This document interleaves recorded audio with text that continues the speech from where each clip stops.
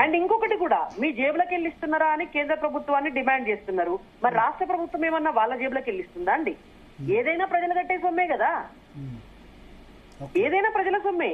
అది కేంద్రం ఖర్చు పెట్టిన ప్రజల సొమ్మే, రాష్ట్రం ఖర్చు పెట్టిన ప్రజల సొమ్మే. అంటే చాలా అంటే మాట్లాడకూడని భాష మాట్లాడి మోడీ జేబులకు వెళ్ళి ఇస్తున్నారా అంటే రేవంత్ రెడ్డి జేబులకు వెళ్ళి ఇస్తున్నాడా, కేసీఆర్ జేబులకు వెళ్ళి ఇచ్చిండా? Okay okay okay Ramachandra Nayak గారు, భరత్ గారు, యా మీరు సమాధానం చెప్తే క్లోజ్ చేద్దాం చర్చని. ఇప్పుడు ఒకటండి, మోడీ 10 సంవత్సరాల పాలనలో ఒరిగింది లేదు. కేసీఆర్ గారు చేసిన 6 సంవత్సరాలు వెనుకబడ్డది మన రాష్ట్రం.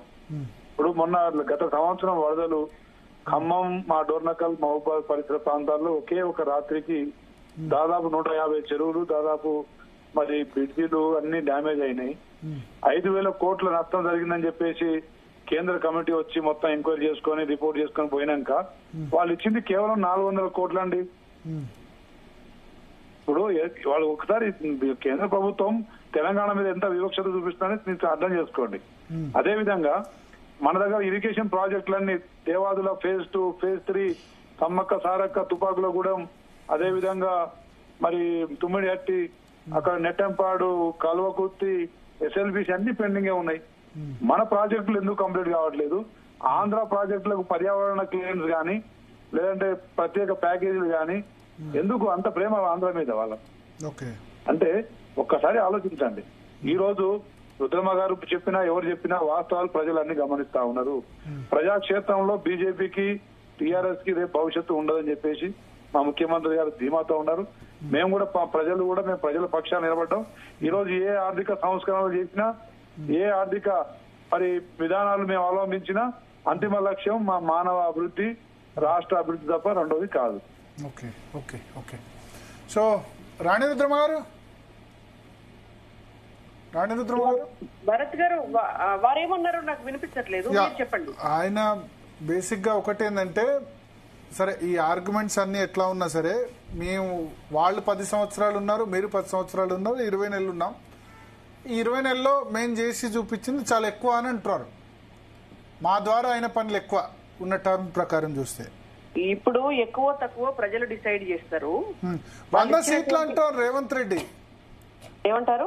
100 సీట్లు వస్తాయని చెప్పారు రేవంత్ రెడ్డి. తెచ్చుకోమనండి గ్యారంటీ. 15 ఎంపీలు 100 సీట్లు. 100 సీట్లు అంటే ఆయన మరి డీలిమిటేషన్ అవుతుంది కాబట్టి 153 సీట్లకు చెప్పారేమో. ఒకవేళ 119 సీట్ల కంటే మజ్లిస్ సైడ్ పోతే ఇక బీజేపీకి వచ్చే ఎన్నో మరి అట్లా. మళ్ళీ బీఆర్ఎస్ ఉంది, బీజేపీ ఉంది. ఇప్పుడు కేసీఆర్ గారు కూడా అన్నారు, రాష్ట్రంలో మేమే, ఢిల్లీలో మేమే, గల్లీలో మేమే, సారు కారు 16. ఫస్ట్ టైం 88 సీట్లు వచ్చాయి ఆయనకు. 88 ప్లస్ 2 ఇండిపెండెంట్లు వాళ్ళు 90 సీట్లు కొట్టారు కేసీఆర్ ఫస్ట్. ఢిల్లీలో చక్రం తిప్పుతాము, గల్లీలో చక్రం తిప్పుతాము, 20 ఏళ్ళు మేమే ఉంటాము అన్నారు.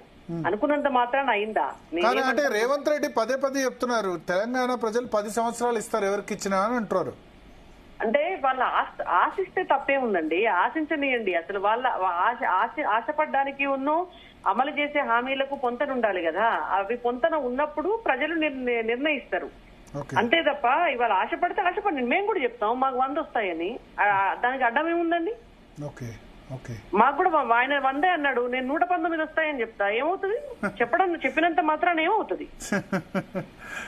అట్లా పని చేయమనండి. నిజంగానే వాళ్ళకి 100 సీట్లు తెచ్చుకోవాలనుకుంటే అంత అద్భుతంగా ప్రజాదరణ పొందేలాగా పని చేయమనండి.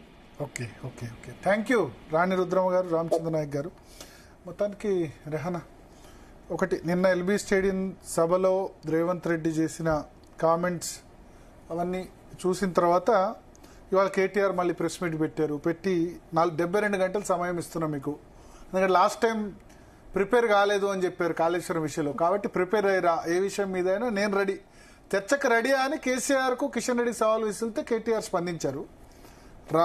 ఎక్కడ టైం నువ్వు చెప్పినా సరే, నేను చెప్పినా సరే, ప్లేస్ నువ్వు చెప్పినా సరే, అదేదో బాలకృష్ణ సినిమాలో డైలాగ్ ఉంది కదా, ప్లేసులు కూడా చెప్పారు. మీ సొంత ఊరు కొండారెడ్డిపల్ల, మా సొంత ఊరు చింతమడకన, కేసీఆర్ సొంతూరు, లేదా గజ్వేల్లో పెడదామా, ఎక్కడ పెడదామా రండి, ఎక్కడ పెట్టినా రెడీ, లేదా ప్రెస్ క్లబ్ లో పెడదామా అని చెప్పారు. బట్ అల్టిమేట్ గా ఇవన్నీ కార్యరూపం దాల్చావు. ఇప్పుడు కిషన్ రెడ్డి స్పందించారు కానీ దాని చర్చ వస్తానని నేను చెప్పలేదు. కాబట్టి చూద్దాం. అంటే ఇవి మంత్రులు స్టేట్మెంట్లు ఇక్కడ వరకే ఉంటాయి. కేసీఆర్ అసెంబ్లీకి రావాలంటారు, ఆయన రారు కేసీఆర్.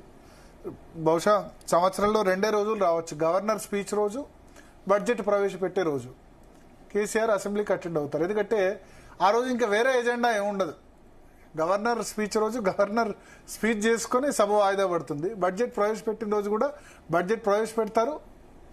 సో ఎవరు మాట్లాడడానికి ఏముండదు. సో ఆ 2 రోజులు మాత్రమే కేసీఆర్ వస్తారు. ఎందుకంటే అదందరూ తెలుసు, is not interested in assembly. మొదటి 4 సంవత్సరాలు అయితే ఖచ్చితంగా కేసీఆర్ అసెంబ్లీకి రారు. ఇప్పుడు కూడా నిన్న యశోద హాస్పిటల్లో పెట్టి త్వరలోనే ప్రెస్ మీట్ పెట్టి బనకచెర్ల ఇవన్నీ విషయాలు కూడా చెప్తా అని చెప్పారు. ప్లీనరీ తర్వాత ఏప్రిల్ 27 సంవత్సరం తర్వాత మాట్లాడిన తర్వాత మళ్ళీ ఇప్పుడు దాదాపు 2-3 నెలలైంది. అప్పటి వరకు మాట్లాడరు. ఇట్లా సవాళ్లు ప్రతి సవాళ్ళు అయితే కంటిన్యూ అవుతాయి. కేటీఆర్ సవాలు విసరడం, ఇప్పుడు వీళ్ళు కేటీఆర్ సవాలు విసరడం ఏంది, కేటీఆర్ దానికి రేవంత్ రెడ్డి ఎందుకు మేం చాలు అని వాళ్ళు అంటారు. But KTR also IT minister almost మొత్తం మెయింటైన్ చేశారు కదా. సో ఇవి అక్కడ వరకే ఉంటాయి పొలిటికల్ రాజకీయ సవాళ్లు తప్ప అంతకు మించి అయితే ముందుకైతే పోతుందని నేను అనుకోను.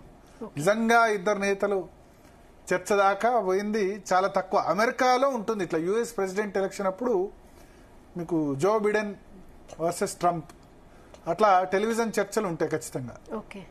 ఓకే సరే, జో బిడెన్ అంటే మొన్న ఆమె కమలా హారిస్ వర్సెస్ ట్రంప్ ఇద్దరు డైరెక్ట్గా చర్చ. బట్ మన దేశంలో ఇంకా ఆ స్థాయి ఓపెన్ ఛాలెంజ్ అనేది రాలేదు కాదు అని కూడా నేను అనుకుంటున్నాను.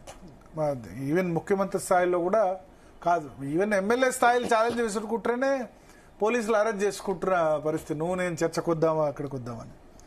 సో ఇది అక్కడ దాకా అయితే పోదు. బట్ రేవంత్ రెడ్డి ప్లాన్ అయితే 100 సీట్లు అన్నది ఆయన నియోజకవర్గాల పునర్విభజన అయితే 153లో 100 సీట్లు ఖచ్చితంగా గెలుస్తామని చెప్తున్నారు. చూద్దాం, లోకల్ బాడీస్ ఎలక్షన్స్ ఉన్నాయి కదా ఇప్పుడు 1 మంత్లో ఏం జరుగుతుందని. Okay Bharat, thanks for the analysis. So ఇది ఇవాళ stay tune to Zee Telugu news. News analysis with Bharat. తెలంగాణలో మళ్లీ కాంగ్రెస్ దే అధికారం అంటున్నారు.